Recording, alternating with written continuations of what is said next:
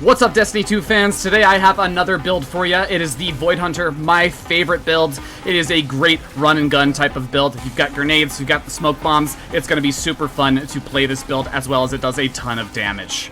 So without further ado, let's jump into the Void. For abilities, you're going to want to start off with Marksman's Dodge, any jump ability that you like, Snare Bomb, and Vortex Grenade. For aspects, we're going to be taking Stylus Executioner, as well as Vanishing Step. And then in our fragments, we're going to get Echo of Starvation, Echo of Persistence, Echo of Remains, and Echo of Obscurity. And for our super, we want Shadow Shot Mobius Quiver. With these aspects and fragments, we're getting a lot of uptime on our Invisibility and Devour, which helps so much with our survivability. And our Snare Bomb and Vortex Grenade really help also keep that stuff up while creating a lot of crowd control. Pairing this up with Gerfalcon's Hallberg allows us to have volatile rounds up nearly all the time, as well as it gives us overshield, our teammates overshield, and that just creates a very good synergy, allowing our teams to do well alongside us. And then performing a finisher while invisible creates even more weapon damage. For the armor set, I would recommend using Smoke Jumper set. This allows you to do rapidly decaying damage from pickups of Orbs of Power, as well as during those finishers you will get more ammo back, which is going to be very important. For mods in that armor, on the helm, I would go with Special Ammo Finder, Super Font, and Void Siphon. For the arms, Grenade Font, Harmonic Loader, and Bolstering Detonation. For the chest, I definitely recommend having a Concussive Dampener, and then the other two you can have whatever resistance that you would like. For the legs, you have Weapon Font, Innervation, and Void Weapon Surge. On the class item, we have Reaper, Bomber, and Powerful Attraction. Jumping into the stat distribution here, the higher your weapons is, the better. I keep mine at 180 because of the weapons font that I have. That allows it to boost up to 200. This also gives me a constant feed of those ammo bricks. For class, I'd say keep it as close to 100 as you can, simply because the reduced cooldown will allow you to invoke invisibility quite frequently. Anything above 100 will boost a little bit more of that survivability, simply because it gives you that overshield. Now, I would say that having extra overshield isn't going to be that much needed, simply because you will be spending a lot of your time invisible already, but all the rest of the stats, I would say, should be going into our grenade stat, or you could do super as well. Melee and health are not going to be all that important for this build.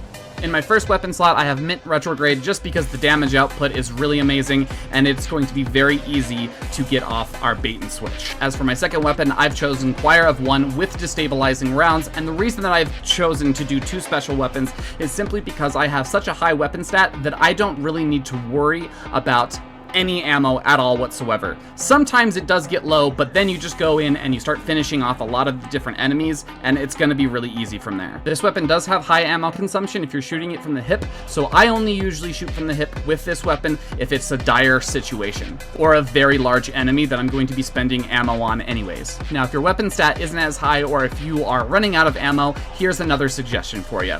In the first slot, I would take Force Memorializer with Explosive Payload and Ancillary Ordnance. And then we get to keep Choir of One in the second slot. As for another alternative option, you could have New Malpus, the new exotic, in your first slot, as well as Fortunate Star or any other weapon that has Destabilizing Rounds. Destabilizing Rounds is going to be vitally important to this build. In your power slot, there are a bunch of different options that you could have, like a Void Sword or anything Void really, but my best choice is a Folded Root. This weapon doesn't see a lot of use, it is very situational, but the role that I have on it, with Black Powder, Danger Zone, and Destabilizing Rounds, this really gives me a lot of options.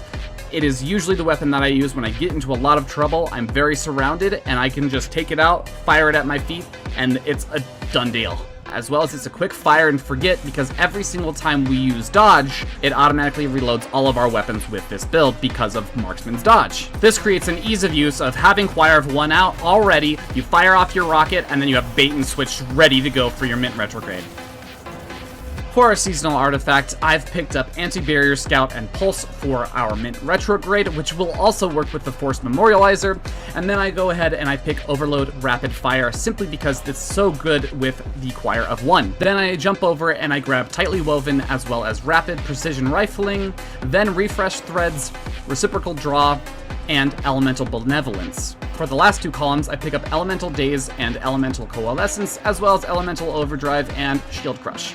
As for our gameplay loop, we throw out our grenades as soon as possible, as well as our melee, so that we can get them all sucked together and mow them down, and destabilizing rounds destroys all of them. While that's on cooldown, we dodge a lot, we shoot, we dodge, and we shoot, just like the Arc build, but this one is tailored for our Void weapons. Anyways, that's the build, and I'll see everybody on the Vickling32 Gaming Community Night on Sunday. Don't forget to shoot me a message if you'd like to join my Discord and play with us.